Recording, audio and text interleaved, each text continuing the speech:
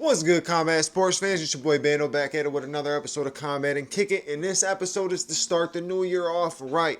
Welcome to 2024, everybody. Happy New Year. I hope everybody had a great jump to the new year. But I had to come through with my 2023 review. So let's just get right into this shit one last time for 2023. Let's go.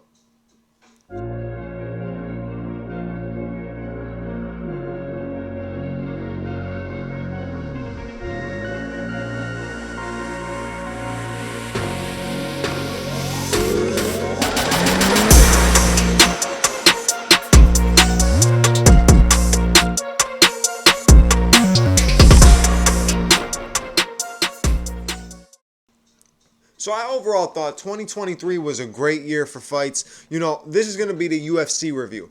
I'm going to probably do some sort of boxing review or talk a little bit about some of the best moments in boxing. But this one is specifically for the UFC. My overall rating of the entire year, like a B plus. It wasn't the greatest year of fights. I feel like we could have potentially had some big fights this year, and then we didn't get the chance to. And a couple fallouts here and there, but overall, it was a good year.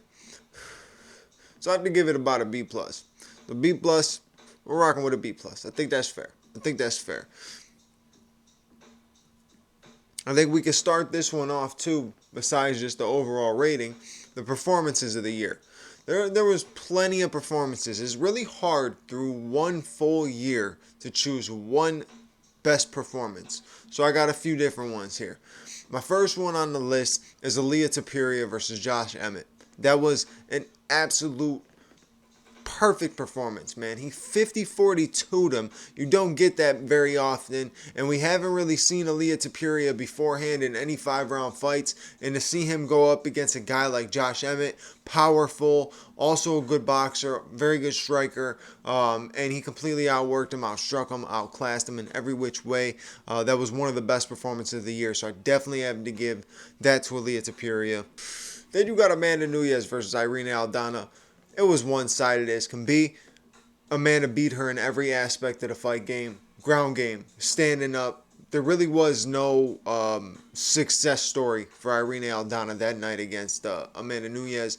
And then it proceeded for us to get the retirement of Amanda Nunes, what we did not expect. So one of the retirements of 2023 was Amanda Nunes, the women's GOAT. And she went out on top in the best way she can with one of the best performances that she's put on. So she absolutely walked through Aldana, and yeah, I had to put that on the list too. It's really hard to make this list and not put John Jones versus Cyril Gane on it somewhere. You know, whether you put it on for a potential submission of the year or potential performance of the year, I put it under performance of the year because John Jones coming back on the from the layoff that he had, coming back, going up against a top guy like Cyril Gane and walking through him in one round. He didn't even break a sweat in that fight. He took Cyril Gane down. He threw a couple strikes, took Cyril Gane down, worked to get him up against the cage, got that guillotine, and Cyril Gane tapped the second that thing was sunk in, and John Jones comes back with one of the easiest, like I said, didn't even break a sweat type of performances to become UFC heavyweight champion. So, of course, that's going on the list. And then another massive title change that happened this year, I have to give performance, and this could have been performance of the year just in terms of what it was and the underdog performance and everything like that. But Sean Strickland versus Israel Adesanya, man, has to go on there. Sean taking the belt from Izzy, and in 5 rounds, he took him, whether you want to say it was 5-0, 4-1, 3-2, it didn't matter. It all favored Sean Strickland, and he even dropped him. I don't think anybody expected for him to drop Israel Adesanya, and that's what he did. So that performance, without a doubt, was making it to the list. And I want to give a quick honorable mention to one other performance, to a person I'm not really a fan of. I'm not a big fan of, right? But the performance, you can't say nothing about it. DDP versus Robert Whittaker. Dricus du Plessis did exactly what he needed to do. And no one expected him to go in and beat Robert Whittaker the way he did. So I had to put that on the list too. Moving on to KO of the year. Of course, it's the same thing, same situation. A whole year, you think I'm gonna like just pick one? I could probably pick one, but it's gonna be recency bias because it's just how it is. But my KOs of the year are going in this route. Aspinall KO and Pavlovich, Josh Emmett KO and Mitchell. What else I got on there? Benoit Saint Denis KO and Matt Frivola. That kick was nasty. Matt Frivola on the breakout was rushing away, got kicked. I thought that KO was nasty. And then Edson Barbosa KO and Billy Quarantillo. I thought that was a fantastic KO, perfectly timed. And then the way that Edson was telling him after the fight that he knew exactly what he was gonna do, so he hit him with the knee, and it's just wild the way he does it because Edson wasn't talking shit. He's such a genuine guy, so it was kind of a funny situation, funny moment. But that KO had to make it to the list with another honorable mention. Got to give that Brandon Royval KO against Matthias Nicolau in there. First round, quick knee up the middle. I had to put that in there for sure. So those are my KOs of the year. You got submissions of the year. Your obvious one, right? In my number one, and believe it or not, it was the only one for a while, and then I decided, let me add a couple more. But Alexa Grasso versus Valentina Shevchenko, biggest underdog win besides Sean Strickland. She got her in a submission when she was down 4-0. She did exactly what she needed to do to get the submission. She squeezed her life out to get it, and she got it, and she became champion. Another reason why it's on this list, and it backs it up, the fact that she was able to come back and defend again or defend against Valentina is huge. She actually got the win against Valentina 2 times, 1 year. So yeah, that definitely had to make it to the list.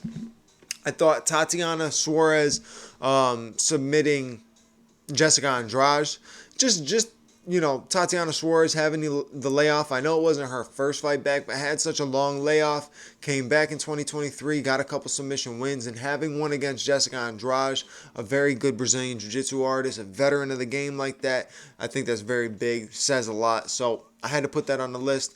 And then, I can put it in there. Like I said, John Jones, Cyril Gane, the way he did it, how quick he did it.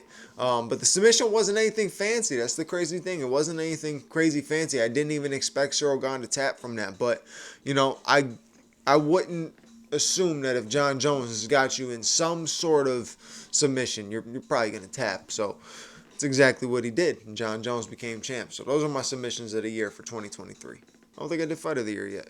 Fight of the year. I got 3 fights of the year. Right? You definitely have to open up the beginning of the year perfect way. Jamal Hill and Glover Teixeira, they went out with a slugfest. Glover Teixeira, another retirement. Actually, the first retirement. He started 2023 with the retirement. But after a slugfest like that, I understand why. Slugfest like that and not getting the win, he's not on the young side anymore.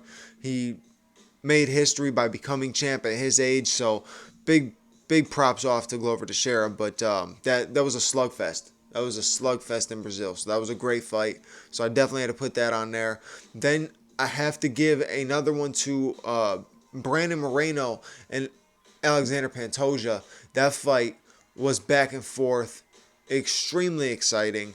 Usually when you get 2 125 guys who are willing to push the pace against each other, it's going to be an exciting fight. And you had 2 guys who were willing to push the pace against each other, and both have freaking chins of steel.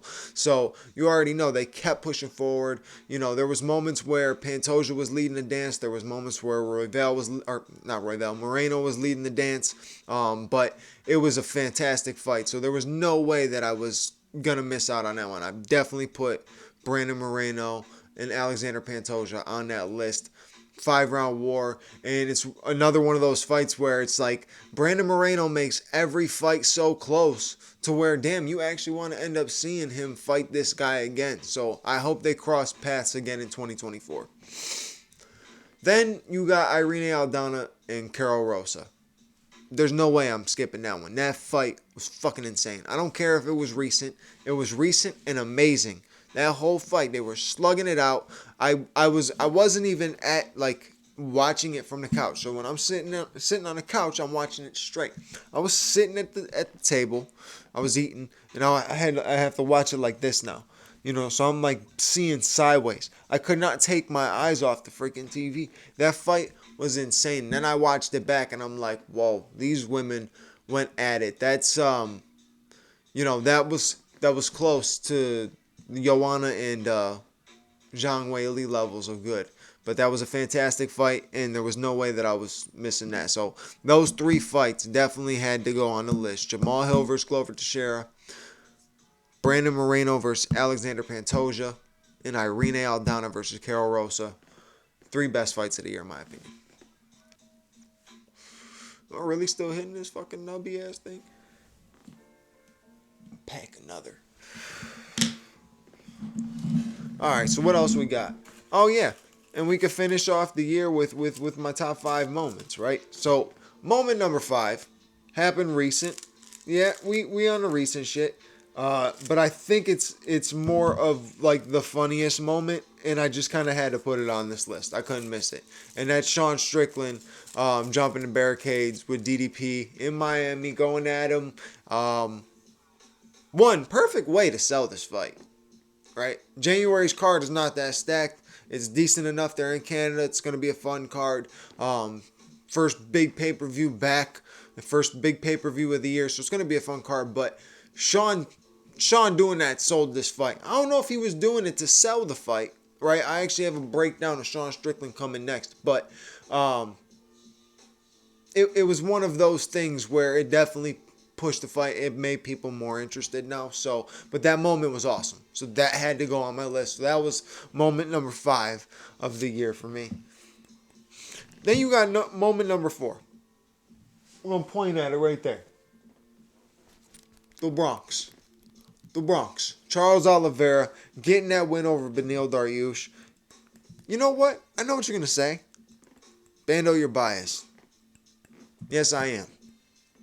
Fuck you. Yeah, I'm being biased. No, I'm not gonna lie. It's a little biased, but I thought that win was fantastic, coming off of a very bad loss against Islam Makhachev, right? Losing your belt and coming back against a top contender again as the underdog. Again, they always put the man as the underdog. Keep counting him out. Keep putting that plus in front of that number. Keep putting him as the underdog because he will always come out on top. Guess what? 2024, the Bronx champion has a name, and it's Charles the Bronx Oliveira. Remember, I said it first. A lot of you guys aren't going to like it. It's going to happen. Everybody thinks it's going to be Gaethje. Even if it is Gaethje, Charles was getting that shot in 24. And that belt is going around his waist. And then I fuck around and see him retire. Fuck around and see him retire type shit. One of the best lightweights of all time, if not the best lightweight of all time, but that's for another episode. But moving on. Number 3, my third favorite moment. Alex Pereira becomes light heavyweight champion. Shama. Yeah, this definitely had to go on the list. How could it not? The man has had 7 fights in the UFC. And has had 2 championships already in 2 different weight divisions. Beating Israel Adesanya and beating Yuri Petraska. 2 of the top guys in all of the UFC. Alex Pereira has not only become one of the biggest personalities, biggest stars in the game, and he can't even speak that well of English, if any English at all, right? He's become one of the biggest stars. That's 1. 2, he's exciting. He's very exciting to watch because he has you on your toes. He has you like this every time he swings. You see that left hook coming, you're like, okay, he didn't land it. That was close though. Throws a left hook, you're like, you know what I'm saying? Every single time he throws it, you're like, oh shit. You know, he's very exciting to watch. He's just fun. Everything about him, from the entrance, from the freaking weigh-ins, right? The weigh-ins, the first face-off, to his walkout, his entrance, and everything like that, to when he gets into the octagon and he's just standing there. And him and Yuri Petroska had one of the greatest moments by just standing and staring at each other, bro. That was one of the best. That was one of the best stare downs I've ever seen in UFC, and it was across the octagon. It didn't break. Neither of them broke. Alex literally doesn't move. He's fucking stone, right? So him winning that, the whole build up of the fight, that fight in general, definitely went on the list for a moment of the year for sure. So there's that. Number 2 is Aspinall beating Pavlovich. It actually had me jumping out my seat. I didn't even expect it. Don't know why I didn't expect it. I really expected Pavlovich to knock him out. I thought Pavlovich was going to go in there. If anything, if there was going to be a first round finish, it was going to be Pavlovich. But then again, you got two heavyweights that can strike, that hit hard, and Tom shows that he cracks. And he hit him with a beautiful shot.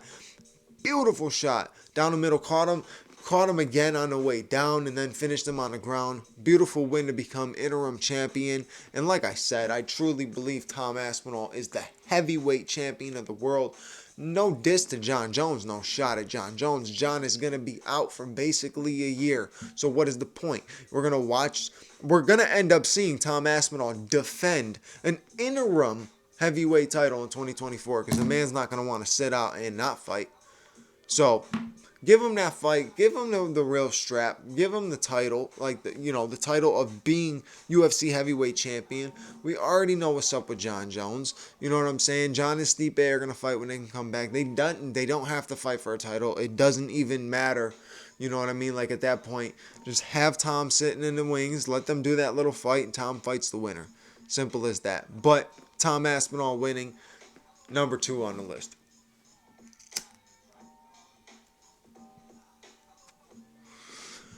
Now I'm going to do my honorable mentions before I get to number 1. My honorable mentions come down to the retirements, right? But 2 specifically stood out. The Korean Zombie and Robbie Lawler.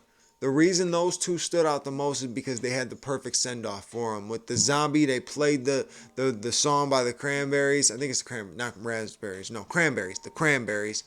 The song Zombie. Over and over and over until he walked out. It was fucking awesome. They played it all the way through until he walked out. You had the whole crowd singing him out. It was a perfect send-off for a fucking super exciting career. Every time he was in there, you knew you were getting a show. You knew you were getting some sort of highlight in that fight. Putting on some great fights with guys like Jose Aldo, knocking out guys like Frankie Edgar. Obviously, we saw him in the late end of the career against guys like Volkanovski and Max, and they didn't serve him very well. But if you look back into the WEC days of the Korean Zombie, I promise you, you will be you will be stuck to your computer watching those, stuck to your screen. Whatever you end up putting it on, you will be stuck watching those because everything he did was exciting back then. So definitely check out some of those old WEC fights. But yeah, that one and Robbie Lawler. Robbie Lawler, I mean, if you don't know nothing about Robbie Lawler, that's a UFC legend, a UFC Hall of Famer, no doubt. The man had a long 20-year run in the UFC, fighting Nick Diaz way back when, all the way to just, last year, 2 years ago when that fight happened. But Robbie Lawler has had an unbelievable career. Well, he had a great year. He went out on top with that knockout. I mean, that's a great way to go out. That was a fantastic way to go out. You finish with a knockout, good way to go out, right? But he placed the gloves down, and it's surprising to see that he even came this far. He had nothing to prove to come this far, and he did. And that's Robbie Lawler for you. Absolute savage, putting on some of the best fights we ever seen, pushing forward in the fight with an open freaking lip against Rory McDonald. Fantastic performance, fantastic fight. We all remember that one. I don't think anybody will ever forget that war. And if you haven't seen that, definitely go watch that. definitely go watch that. And you can watch his war with Carlos Condit as well. Both of those were absolute wars. It was surprising to see, him go through 2 wars like that and lose to Tyron Woodley. It was a shocking thing. Not shocking, but it was just wild, to see a guy go through 2 wars and then he gets hit and KO. But that happens. Robbie Lawler still, in my opinion, had 10 times better career than Tyron Woodley. And that's no shot at Woodley. That's just, how it went. But shout out to Robbie Lawler. Great career. Awesome send-off. Awesome retirement. So those are quick honorable mentions. But number one moment of the year. Let's get to it. Number one moment of the year. It was crazy. It wasn't even a win. It wasn't even a win. It was Alex Volkanovski in his hometown making them go absolutely berserk. Him basically humanizing the whole Dagestan wrestling that we have seen control the game for the last few years. And Islam Makhachev couldn't get him in any submissions. He came up and conquered a giant. Even though he didn't get the win, a lot of people do think he got the win. Majority of people think he got the win, but the judges didn't see it that way. A lot of the way we see it, he conquered a giant coming up to 155 and doing what he did. He put on one of the best performances of the year, in my opinion, and Islam too, because Volkanovski is a savage, so Islam too. But it was a great fight. But there were so many moments where Volkanovski was just just out dogging him in ways, right? Just like he hit him with the shot and he would look at him like, yeah, like he wouldn't say it, but it was like a yeah, bitch type of shit. Like, yeah, I just cracked you with that shit. Yeah, that was me. I hit you with that shit, right?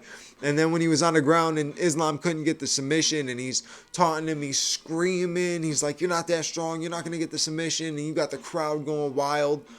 Moments like that stand out so heavily to me. I love when the crowd is stuck into the fight. I love when everybody's into the fight, and it had me hype. It was at the beginning of the year for 23. It was super exciting, super fun, and I thought he was doing these things and with the crowd and everything like that, sometimes that could really steer the judge's decision. And I thought it was going to, no lie. And then that 5th round, him getting on top of Islam, throwing the ground and pound, you know what I'm saying? If he had maybe just a little bit longer to do a little bit more work with the ground and pound, maybe he would have been able to actually get the fight on the judge's scorecard. But it was a great fight and a great performance and just plenty of good moments in that. So overall, that's 2023. 2023 is in the books. It is over with, and we are on to 2024. Plenty of good fights. Big announcements have already came out. We saw Conor McGregor made his announcement that he's going to be fighting Michael Chandler in June or July or whenever International Fight Week is. He's going to be fighting him then at 185. What the fuck? That's a whole nother episode, whole nother breakdown. But a lot of stuff to hit in 2024. I'm super excited. I hope you're as excited as I am because we're going to have a lot of episodes. That's a promise. I'm not going to be talking the shit. I'm going to be doing the shit. And you're going to see plenty of episodes to come out. So stay tuned. So make sure, like, comment, subscribe, and hit the bell notification button so you know when the next episode comes out. And I'll see you then. I'll talk to you later. Out of 2024. Peace.